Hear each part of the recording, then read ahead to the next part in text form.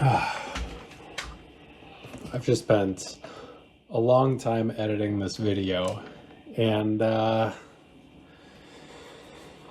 realized that I probably owe it to you to give you the Spark Notes, to give you a summary, because asking you to watch a 47, by the time I add on this little extension, 48, 49-minute video, that's a lot to ask of you. So I'm just going to tell you straight up at the beginning what I think about the trucks, and if you want the details, you can watch the rest of the video. The Scythe Reapers, specifically the Excalibur model, are extreme trucks in every sense of the word. They are extreme in terms of their geometry, dimensions. They are extraordinarily aggressive on the hill. They're twitchy, they're a lot, and honestly, were too much for me to handle.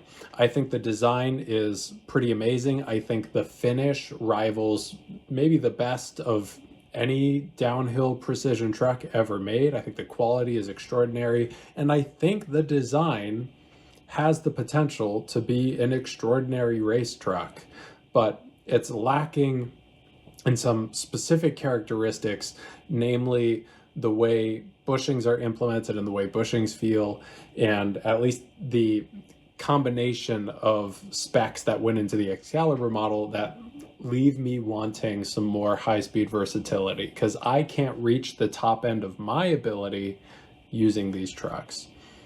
Thanks for checking this out. I hope you watch the rest of the video. This is my review of the Reapers by Scythe Trucks. Specifically, I picked up the Excalibur model, which is their peak pinnacle signature model. It really stands out. First of all, Scythe Trucks immediately recognizable for their double roadside bushing, but I think the Excalibur model has some characteristics, some features, geometry that sets it apart from everything else. Most notably, this is a tiny truck. The innermost width is 85 millimeters. You can space it out with the little spacers there to 100 millimeters, making this the smallest truck that I know of that you can just buy for downhill skateboarding. The thing to know about narrow trucks, and why would a company design trucks this narrow, is because they get better pressure down into the outer lips of the wheels when you go around a corner. I had a big discussion with a friend. We kind of worked out some of the physics behind this. So theoretically, there is a limit perhaps of going too narrow where you actually start to have the opposite effect where you lose out on performance. And I don't know where that is. I don't know how to figure that out. I don't know how to calculate it. But what I do know is that when you skate narrower trucks, you inevitably are going to be punished more for bad form. And that's exactly what I experienced at Wood Booger when I skated them at the 85 millimeter setting with mags. The majority of my run, frankly, wasn't any different than any other run I've done. Sorry, there was a plane flying overhead. What I wanted to say is that my run felt really great. Slides were good, cornering was good, stability was good. I was really having no issues at the 85 millimeter setting until I got in a pinch where I had to slide in a place I wasn't used to because of some traffic up ahead. My weight wasn't placed right, and also my stance on the board wasn't right. I was too far back, and I had a little bit of surprise oversteer that dumped me. So that's the thing with narrow trucks, is that they're more punishing. If you're not dialed in, they're gonna let you know. But I think that narrow trucks, generally speaking, have a lot of benefits if you have the technique to back it up. The hanger has 13 millimeters of rake. Now, for those of you that don't know, rake is just a measure of the offset that the axle has from the pivot line. So if we imagine the pivot line going up through this center here, the offset, that distance, is 13 millimeters. Now, your Paris trucks will be around 4 mil, 5 mil. Calibers will also be in that range, at least the raked calibers. The Rogue ZM1 comes close with 12 millimeters. Ronins are also usually around 6 mil, sometimes with a 6-3 split. So 13 millimeters is pretty extreme. Also, the front truck is 53 degrees and the rear truck is 23 degrees, which is also above average. The Rogue ZM1, when it first came out, had a 55-degree front truck with a 23-degree rear truck. And after the immediate round of feedback that they got from that first set of users, they dropped the rear down to 20. So the split is now 55-20, 53-23. It's a pretty good split, I won't lie. It works pretty well for me. Maybe not optimal, but also I don't know exactly what's optimal for my riding style. I'm very comfortable on a 50-20 split, but the extra little agility and maneuverability has its moments where it shines. Now, like a lot of modern slalom downhill trucks, these are boasting spherical bearings as their slop stopping mechanism. So slop is any motion that the hanger can have that is not perfect within the pivot axis. It can be a little bit of side-to-side yaw. It can be pitching up and down. And when you're riding, that kind of translates to perhaps some unpredictability in the feel. Usually slop means that you're probably losing some cornering performance somewhere. It can possibly lead to instability. And so Scythe's solution for this, which I don't think is a new solution per se, this is, you know, a basic geometry that goes right back to your geometry class. A line or an axis is defined most minimally by 2 points. And the sphericals in this formula are counting as those 2 points. So they really lock down the hanger to only move in that pivot axis, which means your ride is going to be very, very precise. They really like to market their 1 degree of freedom, which just means that the only amount of movement that this truck is allowed to do is exactly through this axis and nothing else. Technically, Rogue ZM1s, even though they also have 2 sphericals, the configuration means that there is a little bit of room for pitching. Basically, the board side bushing compressing and that hanger kind of going down a little bit. So compared to that, you might experience a little bit of a rougher ride from something like this just because there's not a board side bushing to absorb some of that energy.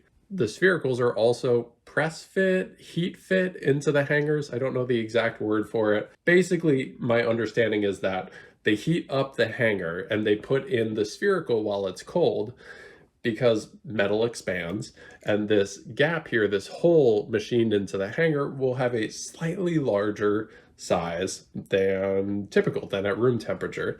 They put that in, and when all of the temperatures equalize, then the hanger is like grasping around that spherical, holding it really tight in place, which solves one of the big problems with spherical bearing trucks, is that when you incorporate these metal on metal systems and you want some kind of assembly, you're usually going to have to design in some tolerances that allow you to reliably insert your bearing into the hole you've chosen.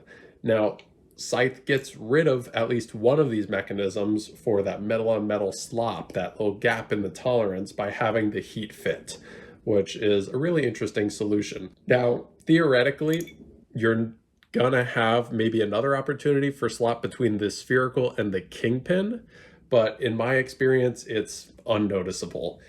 Even in hand, even with it assembled, I can barely feel any kind of metal on metal slop, meaning that this truck, beyond basically all others I've ever tried, is the best assembly of spherical bearings into hanger that I've ever seen. They nailed the tolerances and came up with a design and an assembly process that completely eliminates that. Now, my front hanger is the only one of the 2 where I can do this. Come on. It's a little hard. Yeah, it's a precise fit. Well, let's just imagine the front hanger is the only one that I can slide off. The alignment in the rear hanger is such that I can't slide the rear hanger off. Frankly, I don't know why you would need to do this, because for your bushing install, you're only ever accessing the roadside. And Scythe claims that these trucks, despite having spherical bearings, do not need any maintenance. This is usually done with spherical bearings by having a Teflon lining on the interior, some kind of Teflon or ceramic lining that is extremely low resistance, so it's going to operate very smoothly. And because it's so chemically inert, it can't rust, oxidize, do any of the nasty things that are going to bind up your hanger here. One of the most notable things about this truck and the geometry is that they have minimized the ride height of this truck as much as physically possible. I don't think I've ever had a truck with a lower ride height than this. I mean, I would presume, I don't have them on hand right now to measure, but I would presume that the Zealous slaloms come close, but I wouldn't be surprised if these were lower than the Zealous slaloms, which for me is huge. I love a low ride height setup, and when a truck has the low ride height, then it means that perhaps I have more opportunities for wedging and de-wedging without getting into a zone where my ride height might be a little bit uncomfortable and might cause some strange performance in my setup. Another thing that low ride height does is it makes free riding eminently easier, at least for a person like me. It takes away some of the tippy feeling that you might get because your board is up so high and wants to like dive down as you mess up your stand-up slide technique. And having a lower ride height takes away some of that over leveraging and allows you to just kind of push through with a little bit more forgiveness in your stand-up slides. Because they've minimized the ride height so much, it means that this kingpin, this like lower of the two kingpins, they have to have this cavity here where they thread it in. I think it might be more pronounced on the other truck, but the little bit of kingpin does poke out. So there's actually that high point in the surface. It means if you place it down on a flat, hard surface, the truck can kind of rock a little bit. Practically speaking, I think when you tighten down your mounting bolts enough, this is just going to end up digging into the softer wood of your board, or like that top epoxy slash fiberglass slash carbon layer. Personally, that's not an issue for me. It's really not going to do any damage at all. I don't think it's anything to be concerned about, but it is a little bit of a strange like fit and finish thing to have this kingpin kind of stick out. This is the first truck in all of my years of skating where I ever cross-threaded a kingpin. And so that's when you don't put on your kingpin very carefully and you accidentally get two threads at the same time and you tighten it down. I was feeling a lot of resistance while I was tightening these down, and I was like, oh, that's just the nylon, that fresh nylon on a nylon locking nut. That's what I'm feeling. And I looked down and I realized I hadn't engaged the nylon yet. I was just grinding the threads of these. I don't know. It's very possible that I made a mistake. It could also be the way these kingpins are machined just has a little bit of play to be able to cross thread things, a little bit too much wiggle. So I don't know, be careful when you're assembling these, make sure you don't cross thread your kingpins. But thankfully, Ace trucks, they make TKPs. Some of their models come with a little kingpin rethreader. That came in handy, saved the day. There's also skate tools that come with a rethreader built in. I will admit, I was very afraid to do stand-up free ride on these. 85 millimeters to 100 millimeters. So of course I was going to use the 100 millimeters, but yeah, everything in my body did not want to try to free ride these. I thought it would be impractical. I thought it would be strange, dumb, stupid. And maybe it was, but I'm not gonna lie, I was really surprised with how these felt for freeride. I will add a little bit of a caveat that I used extremely hard bushings. I wanted to give myself as much of an advantage as possible, and for me, a big strong center and hard bushings tend to make freeriding, at least in very generic settings, very basic scenarios, a little bit easier. Now, if I'm in a little bit more of a dynamic setting, maybe I would want some of that turning back at the sacrifice of maybe the ease of holding out big slides, because I will admit the setup that I arrived at for this was way too stiff for most practical riding, but at the free ride spot that I was at, I was surprisingly having a really good time. I was able to lock into slides on my Pantheon meatballs, specifically the 78A version. The big 73 millimeter wide meatballs were a really nice pairing with this truck, even in the cold winter temperatures. And I was really shocked at the stand-up slides I was holding out on these trucks. I don't think I would recommend these for stand-up free riding necessarily. At least I can't recommend the Excalibur model.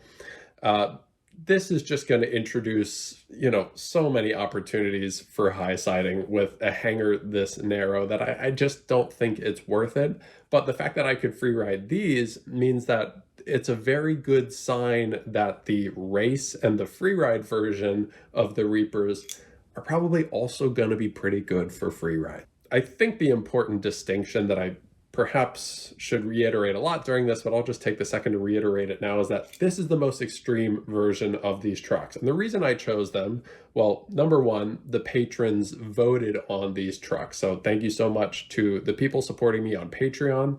They give a little bit of money each month, and we use that to make purchases like this that they vote on. And the patrons were particularly interested in the Scythe Reapers. And after they made that vote, I went to Scythe directly. I DM'd them and I said, hey, I'm looking to pick up a set of your trucks. What do you think puts your best foot forward? What is your proudest example, the best model that you think I should ride for my opinion of your company? And they said, without a doubt, the Excaliburs. You should get the Excaliburs.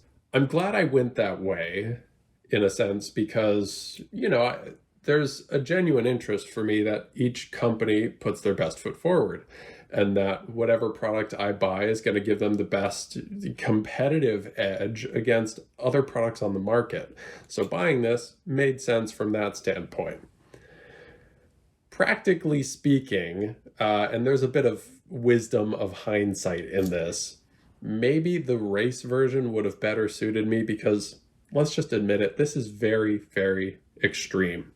This narrow, this much rake, 53-23, the way this all manifests out on the hill is you have an extremely lively, aggressive, twitchy setup. It just, I don't know, it's so hyper reactive to the point where it genuinely started to cause me some problems, like confidence-wise, as I started to surpass 40 miles an hour. I took these trucks to Wood Booger. That was the first event that I skated them at, and perhaps the first weekend that I even skated them, and had a really good time on them, quite frankly. I was very nervous skating a 100mm truck, and I did try the 85mm that day. I was messing with bushings all day, and it was fine. It was working okay. I knew I hadn't dialed in my bushings, but I was getting down the hill consistently. I was taking good lines consistently. Now, one of the qualities that Wood Booger has is that some of the parts of the road are very rough, particularly in a couple hairpins. And that's where a truck like this, any truck that's using spherical bearings or thrust bearings to eliminate slop, all that metal on metal contact, means that the bushings are not absorbing some of that vibration from the road. Basically, all the damping is coming from your wheels and the deck.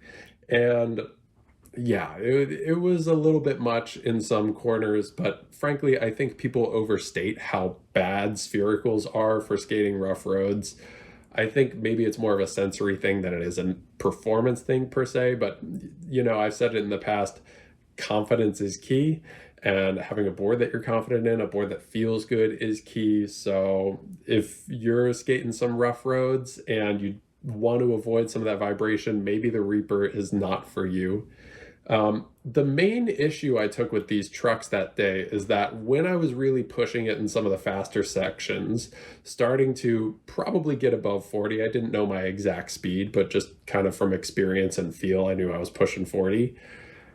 These exhibited a decent amount of twitch, and it was never relevant enough at Wood Booger for me to kind of take my foot off the gas, but it was starting to stir some thoughts in my head of, oh, I need to stiffen these up. I need to figure out a new bushing setup that's going to eliminate this twitch. And then I would go harder, and maybe it would be a little bit more forgiving, but the twitch was always there and I couldn't really dial it down. So I went home, skated these at home for a while, and then it was time for Soldiers of Downhill, Ohio's big fast race where riders easily push 40. Skilled people start to push 50, and the top riders are around 60, probably in the middle of racing. Trying to get over the 50-mile-an-hour threshold at that event was very, very scary on these trucks. And I had never skated that road previously. And the road, according to some of the pros that I was talking to that were involved in soldiers for many, many years now, they were saying that, yeah, this year the road is in pretty bad condition. You want a stable setup that's going to give you confidence. And I would not necessarily say that my, Tortuga on these trucks was that stable setup to give me confidence, but I really, really wanted to figure these out for the review. And I just couldn't figure them out. They were just very, very twitchy and reactive. And once again, I went down the road of using stiffer and stiffer and stiffer bushings, trying to settle these down so that I could have the confidence to really tuck through the faster parts of the course. And I just couldn't quite get there until I swapped my board over to my trusty Zenit and my downhill Sybins. And then all of those confidence issues went away with arguably a softer setup.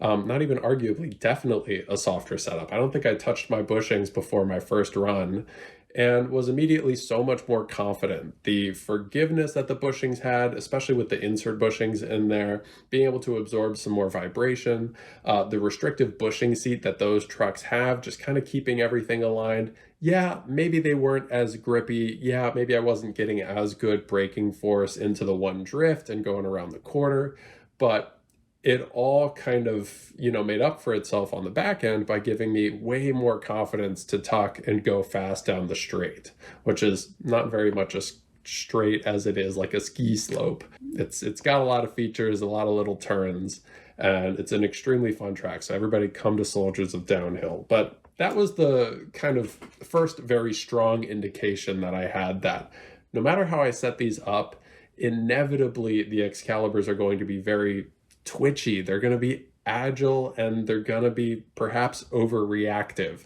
And I've been trying to figure out exactly why that is, and I think I have a theory.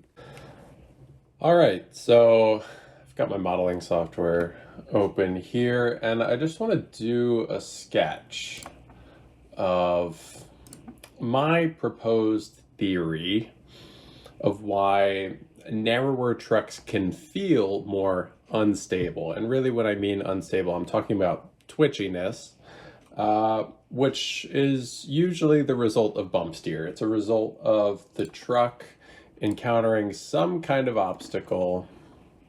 So what's going to be a reasonable distance here?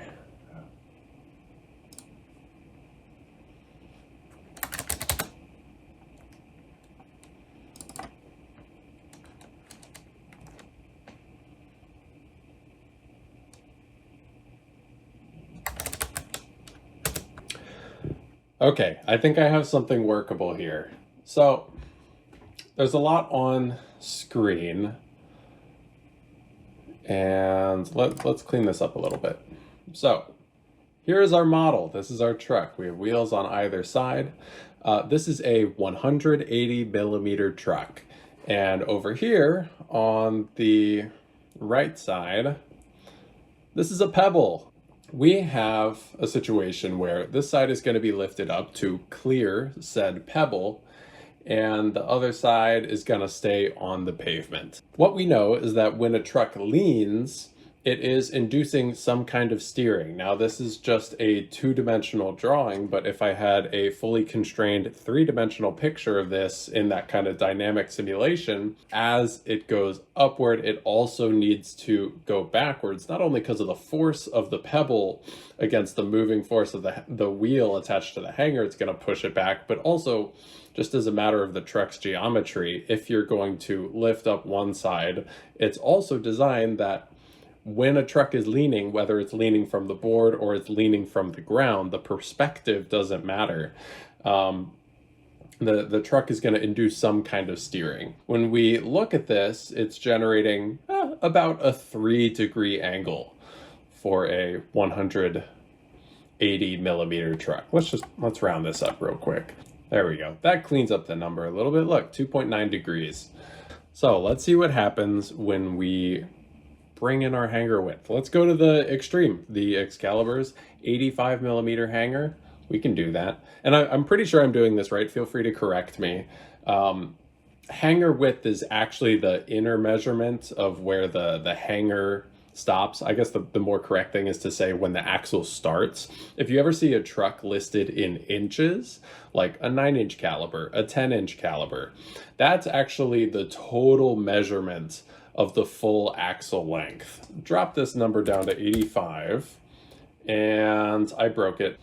I've now changed our hanger width to 85 millimeters. The wheels are the same size, the obstacle is the same size, this pebble is still a 1/2 inch. So the 180 millimeter truck had a 2.9 degree deflection in order to accommodate for that pebble. What you're going to notice with an 85 millimeter truck is that this new angle created here, this is rudimentary, of course, remember more things are happening in 3D. This is a 4.6 degree change. So when people say narrower trucks are more unstable, it's most likely that this is what they're talking about. They're talking about when a narrower truck is encountering obstacles, bumps, imperfections in the road, they're going to have a greater reaction. I mean, what, 2.9 to 4.6, that's a 50% increase in the resultant change in angle that the truck has to deflect to. It's pretty interesting. 50% more reaction to bump steer. I do want to dispel a myth here. A narrower truck does not turn more. In fact, a truck with more rake does not turn more. And this is, part of something I keep reiterating, which is that the human body is not a scientific instrument. Practically speaking and effectively, you might feel that your narrower truck turns more. You might feel that a truck with more rake turns more. Mathematically speaking, and I can't prove it here, I don't have the complex trigonometry to do this, a narrower truck, when leaned over the same amount as a wider truck, let's say we lean the deck over 5 degrees to perform a circle, the radius of the circle traced out by the deck is going to be the exact same no matter what rake you have, no matter what width you have. So things that you're reacting to, you really have to take a step back and wonder, is this turnier sensation possibly attributed to anything else? One thing that rake does is it does give you more leverage over your bushing. So a truck with higher rake will make bushings feel effectively softer, which your brain, processing all the sensory data available to it, is going to say, oh, this high rake truck turns a lot more than another truck. So this is my geometric demonstration of how narrower trucks will be more affected by bump steer than wider trucks. When you encounter an obstacle and that the truck has to deflect to get over, a narrower truck is going to have, in this case, going from 180 millimeters down to 85 millimeters, 50% more deflection than the wider hanger.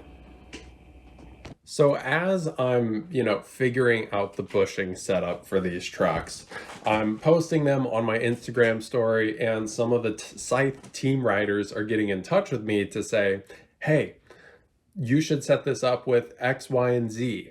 And I will be fully frank with you, when I read these DMs from Scythe team riders that specifically and only ride Scythe trucks and probably been riding them longer than anybody else, the most qualified people in the world to tell me how to set up these trucks, I read their DMs of their specs, the bushings they were choosing, and they all sounded crazy. They sounded insane, and I dismissed them at first. I'm like, okay, these people have really kooky ways of setting up their trucks. I don't quite get it. And as I was, fighting the trucks, trying to figure out how to set them up to inspire confidence, I started to really understand that there was some truth to what they were saying. basically what I learned is that I can't use my intuition from other trucks to set up these trucks. Everything I've learned setting up other competitor slalom trucks, the type of feel you get, even as simple as setting a board down on the ground stationary, leaning it over a couple times and being like, yeah, this bushing setup feels pretty good, pretty balanced. I can't do that with these. And the way one of them phrased it to me is that these trucks turn, but they don't lean. And as mentioned earlier, I was going to talk about rake and what 13 millimeters of rake does. That's what 13 millimeters of rake does. 13 mil of rake paired with a low ride height will result in a board that as you lean the truck over, the board isn't going to dive down. It's not going to follow this curved path. Like if we had the center line of the board and we're watching how that rotates as it leans, maybe a low raked truck will do something like this. But let's say we push rake to the extreme. Instead of turning this way and diving into the turn, a really high rake truck, again, pushing it all the way to the extreme, will actually kind of lean up and away when you turn. And I don't think that's exactly happening here. But what I think is something in between where the rake is so high that the board is basically, it's not turning over and diving, it's just staying really high up and leaning over like this, which will give you the sensation of like, oh, I'm not leaning over, I'm just, giving a little bit of input like this. And that was strange to get used to, but once I kind of figured that out, these started to make sense from a feel perspective. It started to make sense why I couldn't set them up like other trucks.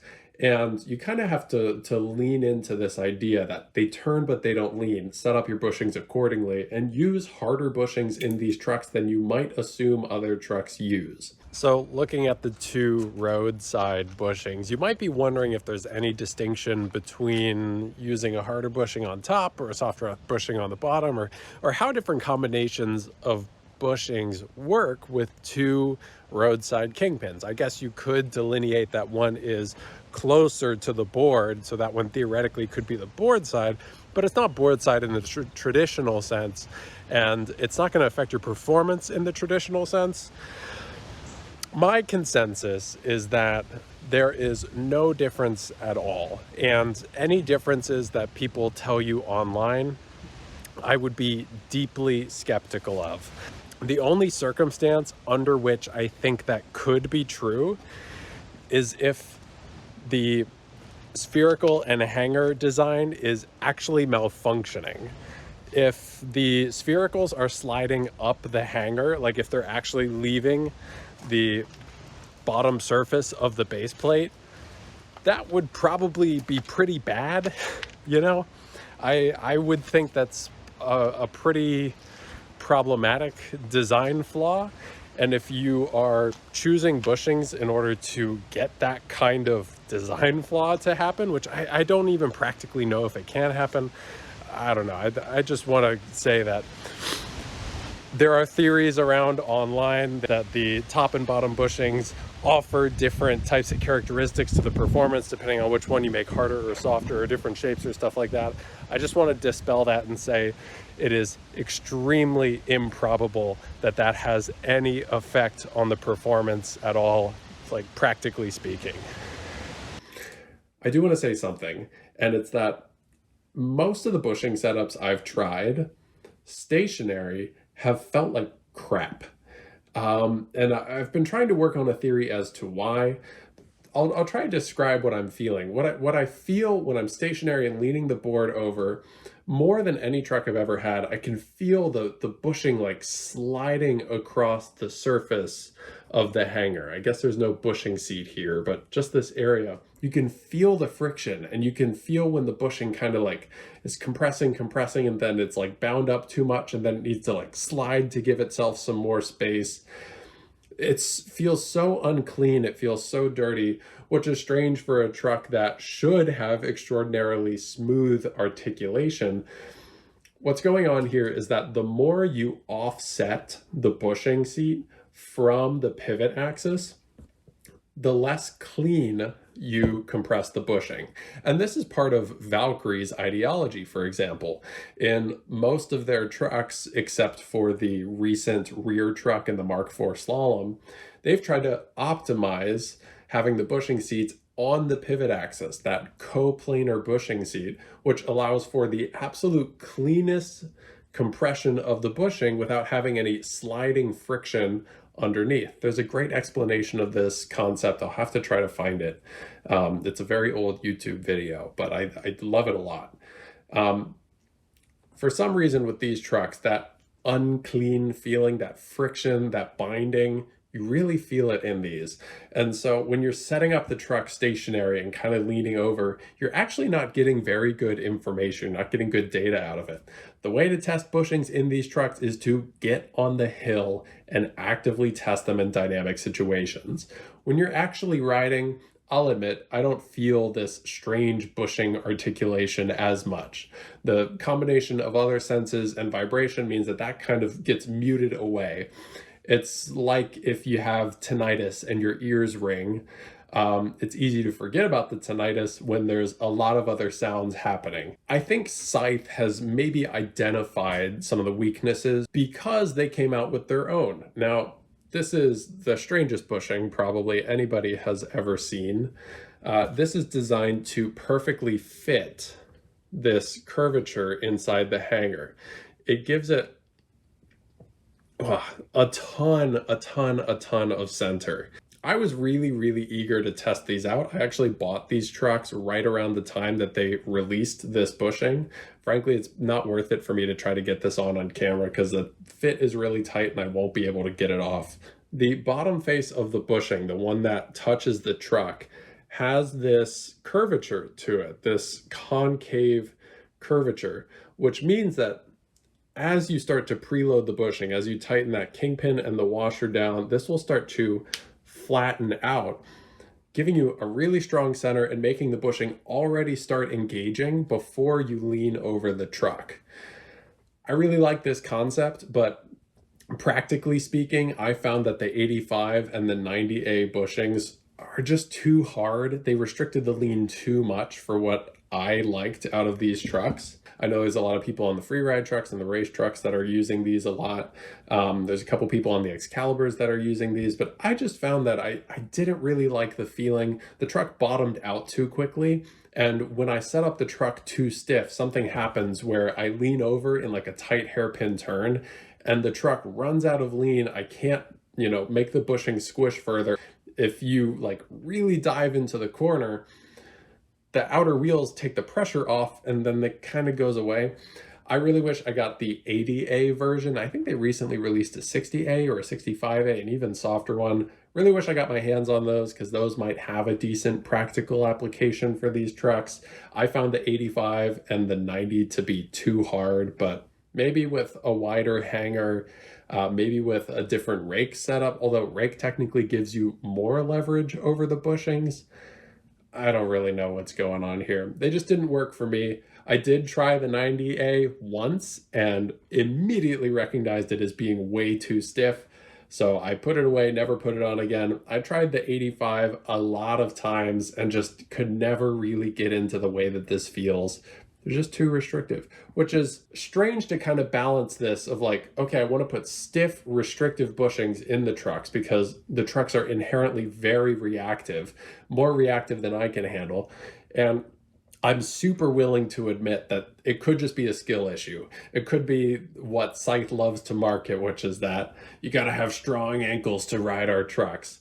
I'm not a fan of any of their marketing jargon. They've made some very strange choices on what they post on Instagram, but maybe that appeals to some people and, brand identity is a thing. They can have that. It doesn't sell to me.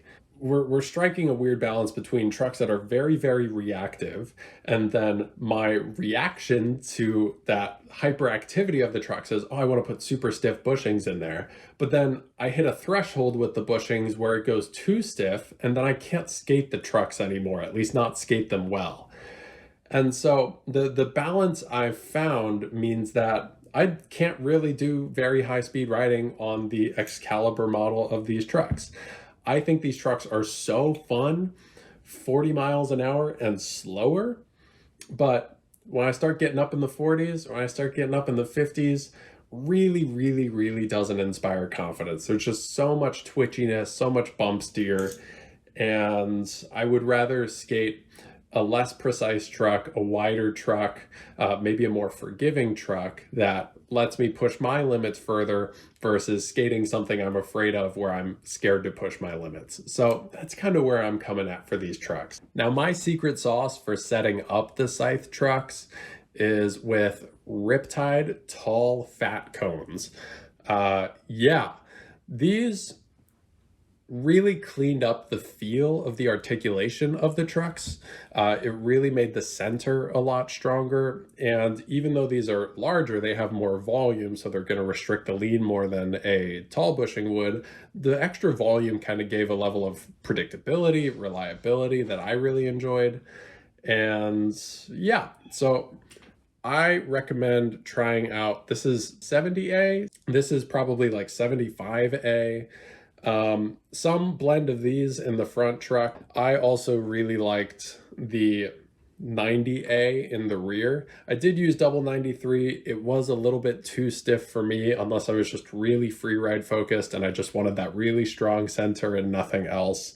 Some blend of 90A and 93 fat cones. That worked really well for me. And these trucks come with a number of washers. So you have your typical flat washer, then you have a miniature flat washer, which paired with the fat cones really felt good.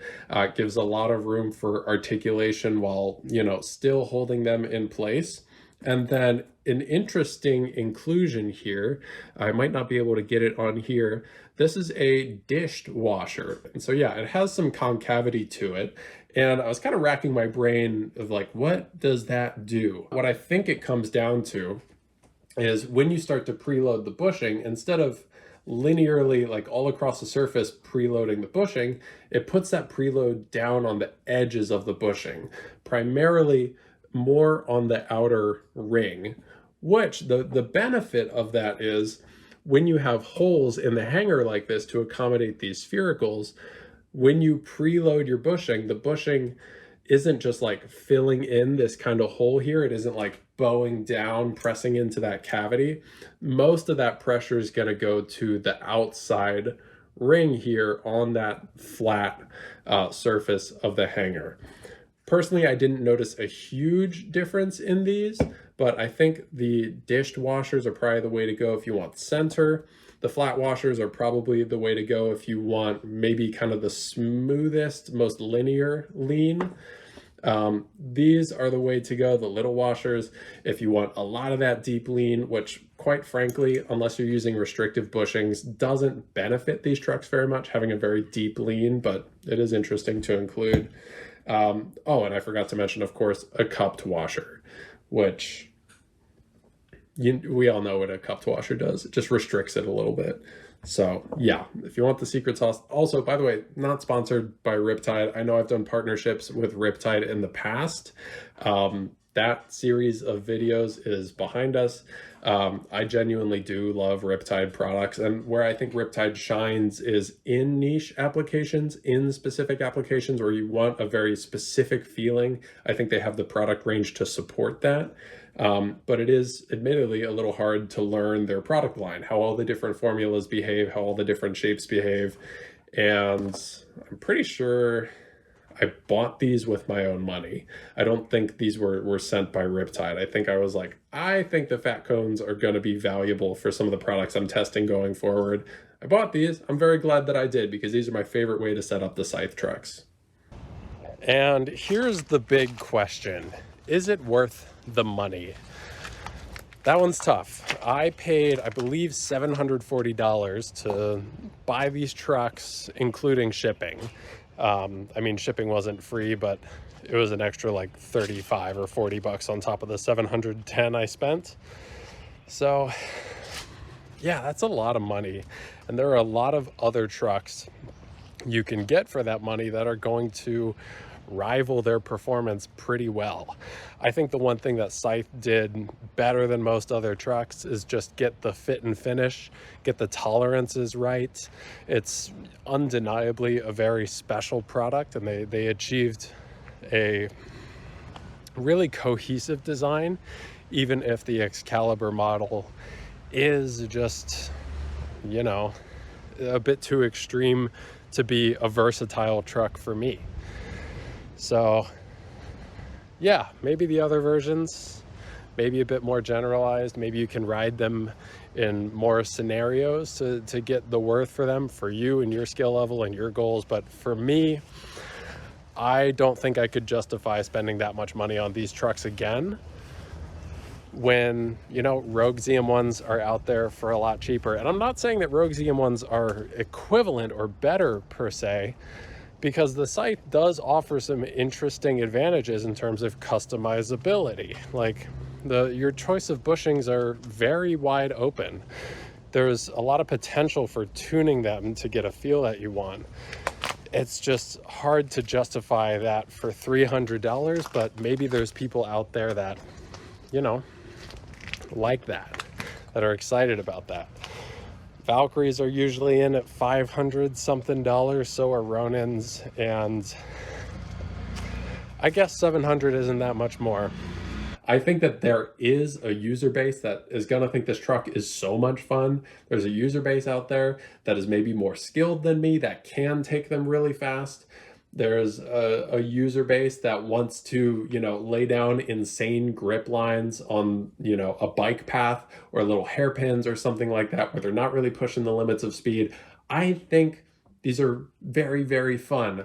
But in a world of trucks that seemingly balance the line of great low speed performance and turning and also great high speed performance, these kind of fall on the end of really great low speed performance, but no matter how I set them up, I can't get satisfying high speed performance. And for that reason, these are not going to stay as part of my collection. I'll be selling these on Patreon. I think they're fun, and I really wish I was able to test the race and the freeride versions of these trucks, because they kind of take the edge off and might actually allow me to use them for that higher speed riding, that kind of versatility that I'm looking for in a truck. But the extreme specs of the Excalibur were just too extreme for me. I'm not afraid to admit it. So thank you so much for watching. This is a very long anticipated review. I don't think I've ever gotten more DMs about a product. I think this truck is interesting. It has a ton of potential. It has a weak spot with the way the bushings feel and the way you kind of have to work around that. And the specs are just a little too extreme. So yeah. Check out the Patreon if you want more content from me. There's like 40 hours of videos up on Patreon that for $4 you can go binge watch and then cancel your subscription and move on to the world. I did have other tiers previously. It's the middle of May right now, so by the time that you watch this video in the future, it's possible that the higher tiers are back on Patreon. I had to temporarily suspend them, not allow new people to get them because I have limitations with my rewards manufacturing device, but hopefully going to bring those back online soon. But the advice on Patreon is really fun. The discussion and community is great over there, and at the end of the day, they are the only reason that you're able to watch this review of the Scythe truck. So thank you to the patrons. All their names are on screen. And yeah, thank you so much for watching, and I hope you have a great day.